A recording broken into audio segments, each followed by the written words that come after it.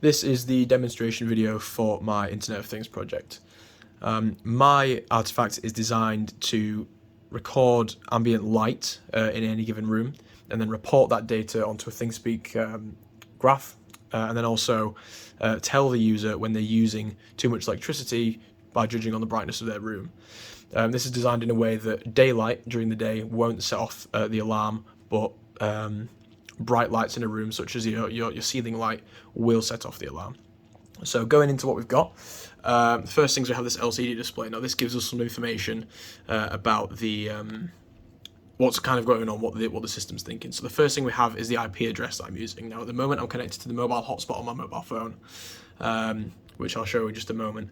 And then that moving number there is the lux that's being taken in by the light sensor in real time.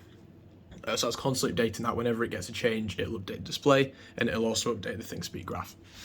Next we have the buzzer. This will go off whenever the light in the room is too bright, and it's a way of telling the user that maybe they should consider reducing the brightness of their room, usually to save electricity. That's the aim of it anyway.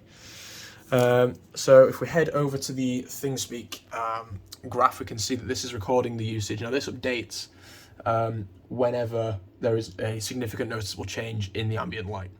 So at the minute you can see there it's kind of on a rough constant. It's kind of very rarely dips, but you can see that peak there is when the light was turned on just before I started this video to make sure that we're all good to begin.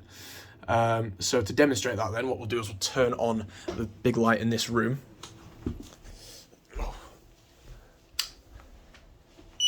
And immediately the buzzer starts going off to warn us that there's too much brightness in this room being used by my electricity. So this will just go off consistently. It will go off for as long as the user can, be bothered to listen to it. And it's just that alarm that basically says you do not need to have as much light on in this room as you're having. And as you can see then as well, it starts to slowly come through with that updated information. As you can see, it started to climb there, and next time it gets updated, it'll climb again. Obviously, there's a little bit of a delay there getting that information through. But obviously, it's updating on here as well. It's changed. It's got up to 691, 891, 711. It's getting that kind of ambient light, recording that raw data, displaying it to the user, and then sending it over here to ThingSpeak. And you see it's peaked there again, continuing to rise. So if we then turn the light off again, the alarm stops because it's noticed that there is now an acceptable amount of light in the room. It's not too bright. It's we're not using too much electricity lighting up this room.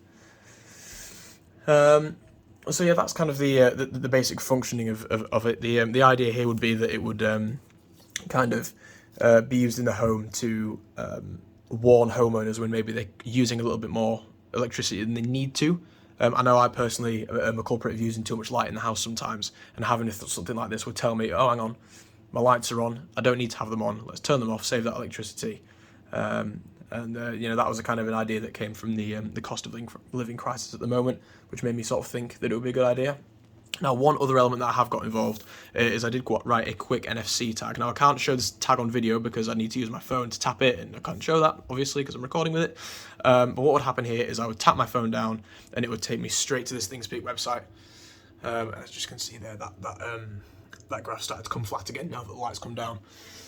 So this NFC tag is basically a direct link to the website, and it's an instant load up, so it can kind of, if a user at home wants to sort of quickly see what their trends are looking like for the day, then go ahead and tap it, and it'll show the last sort of however long they've got the recording for, how long they've got the data for their usage for any given period of time. Last thing to show then is just the code written. So what we've got here, obviously all my libraries included.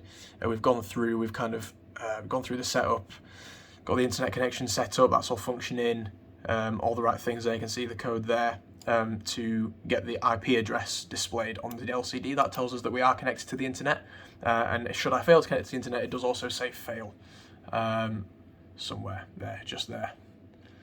Moving further down, we've got the keys and the connection information to get into the ThingSpeak channel to get the data sent, so it knows exactly where to send that data to.